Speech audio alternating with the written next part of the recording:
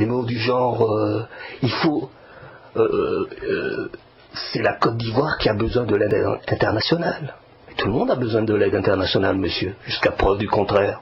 Vous qui avez continué à placer la France dans un endettement sans fin, sans avoir de solution, vous devrez être quand même maintenant plus prudent et ne pas avancer des choses comme quoi les autres ont besoin de l'aide internationale et que vous, peut-être, vous n'en avez pas besoin, mais toute la réalité montre que vous en avez plus besoin que les autres maintenant. En tout cas, plus la France que vous conduisez a plus besoin de cet apport international. C'est même pas une question d'aide internationale, mais dans son vocabulaire à François Hollande, la France a besoin de cet apport international qui sont des dettes que les autres font dans votre intérêt, qui sont des emprunts des personnes qui vous font confiance. Mais pourquoi la Côte d'Ivoire ne serait pas dans ce cas-là non plus? Mais tel que vous la présentez, mot pour mot, vous dites c'est la Côte d'Ivoire qui a besoin de l'aide internationale et c'est la Côte d'Ivoire qui vit à travers un certain nombre d'interventions européennes et françaises. Mais vous vivez à travers quelles interventions? Je ne vais pas poursuivre là-dessus. On sait à travers quelles interventions vous vivez. Quand la Banque Centrale Européenne vous dit il faudra quand même regarder cette histoire de déficit-là, vous dites il n'y a même pas 2 mois, on ne dicte pas à la France. Pourquoi vous ne dicterez pas et que vous sentez fort pour dicter autre chose à quelqu'un? Au nom de quoi? Au nom de 64 millions de Français alors qu'il y a 1300 millions de Chinois?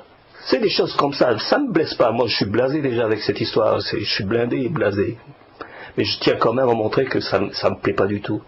Donc il y a ce mépris dans cet homme et ça n'a pas changé, et particulièrement par rapport à Madagascar. Qu'est-ce qu'il dit par rapport à Madagascar? Qu'est-ce qu'il fait? Madagascar, ce qu'il faut d'abord, moi là où je veux vraiment insister, c'est que Madagascar, quand la France met son grappin sur Madagascar, Madagascar est un État constitué. Un État moderne qui a un commerce international avec des ports où on récolte la douane, où on récolte les taxes avec des paiements réguliers. C'est un État moderne tel qu'il était, selon les standards de la modernité de l'époque.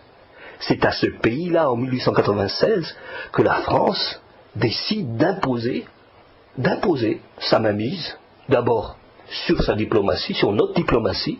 C'est-à-dire qu'on se retrouve avec la France, 20 ans avant que la France nous convertisse en colonie, on se retrouve avec la France qui est pour le gouvernement royal celle qui va défendre les intérêts internationaux de Madagascar. Est-ce que vous comprenez ce que je dis? La France va défendre les intérêts internationaux de Madagascar. Et ça, bien sûr, il y a un traité quelque part. Et le traité, c'est le Britannique. Le Britannique, il a accepté ce deal-là pour 1000 raisons, pour des intérêts qui lui sont propres. Donc c'est la France, 20 ans avant que Madagascar tombe, c'est la France qui assure les intérêts de Madagascar à l'étranger. Je n'en reviens pas. Mais là où je veux en venir, ce qui se passe maintenant, c'est très simple. Oublions Madagascar, non, n'oublions pas Madagascar, mais oublions l'Afrique en général. Et on va se concentrer uniquement sur ce qu'est la France par rapport à la Chine. Et ce que je disais dans mon introduction, l'ami intime de François Hollande va nous faire la démonstration dans les minutes qui viennent de ce qu'est le rang de la France dans la globalisation. On ne nique pas la mondialisation parce qu'elle vous éclate à la figure. Quand moi je montre un document naïf, c'est un petit lapin noir, vous l'avez certainement remarqué, il pousse un ballon de baudruche devant lui, il a envie de faire quelque chose visiblement. Il a besoin d'un contact sexuel, de plaisir. Alors il roule le ballon de baudruche devant lui, et à un certain moment il arrive à le caler. Il commence à monter sur le ballon de baudruche, à faire les gestes, les spasmes de prise, en espérant trouver peut-être un plaisir. Et ce qui fait rire, c'est que le ballon de baudruche l'éclate à la gueule.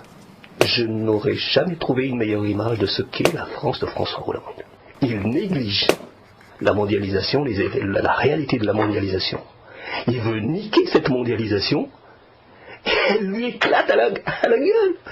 Ce n'est ni plus ni moins ce qui se passe. C'est ça ce qui se passe maintenant. C'est qu'on ne s'amuse pas avec la mondialisation. S'amuser avec la mondialisation, c'est croire que la France peut continuer à faire ce qu'elle veut en Afrique.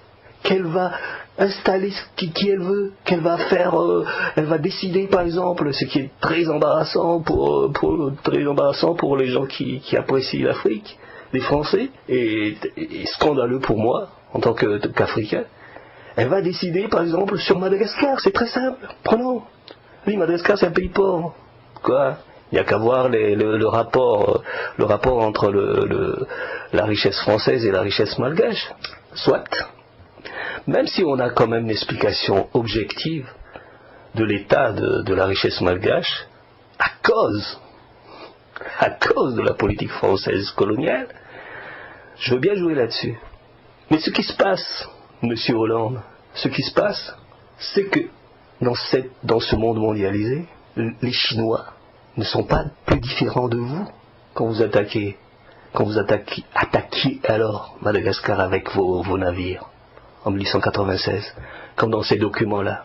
Regardez bien ces documents. Il y a un amiral qui s'appelle amiral Pierre, qui dit, bien, on a bombardé les trois ports principaux sur le Mozambique, Majunga, Diego Suarez, et on a bloqué leurs douanes, et on les a fait fuir parce qu'on a bombardé. Et sur la côte orientale, la même chose, on a bombardé le port principal, on a bloqué tout ce qui est commerce maritime et entrée et sortie de produits malgaches et de produits étrangers. Et on bloque le port, on asphyxie le port et on bloque pratiquement la principale arrivée de devises pour Madagascar, moderne. Faut pas oublier ça, moderne. Donc, pour moi c'est simple. Qu'est-ce qu'ils font les Chinois maintenant? Qu'est-ce qu'ils font les Chinois? Faut pas pleurnicher comme ça. Ce qu'ils font les Chinois, c'est comme vous. Vous aviez le nombre de navires pour nous massacrer. Vous avez le nombre de soldats, y compris des soldats des autres colonies. Vous utilisez le nombre pour nous submerger. Alors moi j'ai un message pour vous. Des fois où vous n'avez pas compris, Monsieur Hollande, ce qui se passe avec la Chine, c'est la même chose. C'est le nombre qui parle. C'est le même nombre qui parle. Mais cette fois-ci, ce nombre parle en votre défaveur. Ce nombre n'est pas favorable à la France. Le nombre, c'est quelque chose de très simple. Pour nous, parce que j'avais des professeurs de mathématiques français, il y avait un vieux qui était, quand j'étais en classe de 4e, qui disait il faut savoir ce que c'est qu'une unité pour avoir une idée d'une quantité. Alors moi je vais utiliser ce qu'on m'avait appris en ce temps-là, c'est très simple. Dans le monde, on va utiliser le million comme unité. Si vous avez le million comme unité, qu'est-ce qui se passe? C'est que Madagascar, ça fait que 21 sur la population. La 21 millions de Malgaches, la Côte d'Ivoire, c'est 21 millions aussi, avec donc plus de 10 millions qui sont favorables. Chrétiens et favorables à Laurent Gbagbo, le président légitime de la Côte d'Ivoire. Donc on a 21 Malgaches, 64 Français et 1300 Chinois. C'est comme ça que ça se passe. Il y a 1100 Indiens, 1300 Chinois, 64 Français, 80 Allemands, 21 Malgaches. Ça veut dire quoi? À votre avis, quand le nombre parlera, il est en train de parler, le nombre est en train de parler, est-ce que vous croyez que 21 est plus proche de 64 et que 64 est plus proche de 21, que 64 est proche de 1300? C'est un vieux professeur de mathématiques qui m'a donné ça.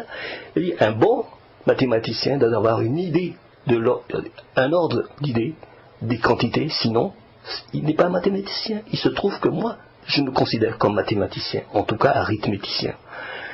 Voilà, c'est très simple. Vous avez 1300, 64 et 21. Le gars 64, il croit qu'il peut faire ce qu'il veut avec le 21. Mec, il faut être cinglé pour le penser. Parce que le nombre parle, le même nombre qui vous a été favorable ne voulait plus. Ce nombre est favorable aux Chinois, aux Indiens. Il y a une proportion que vous ne pouvez pas imaginer. Quand on parle de 1 à 3 entre le malgache et le français, on est dans l'ordre de la centaine par rapport au moins de 20 ou 30. par rapport de 1 à 30 par rapport aux Indiens, par rapport aux Chinois. Les deux ensemble, c'est encore, ça va, il tombe tout raide le français. Le nombre, ce que vous n'avez pas compris, il faut que vous l'intégrez. Il faut que vous l'intégriez. Le nombre parle, mais il n'est pas favorable à vous. Et le nombre dit qu'il va vous écraser.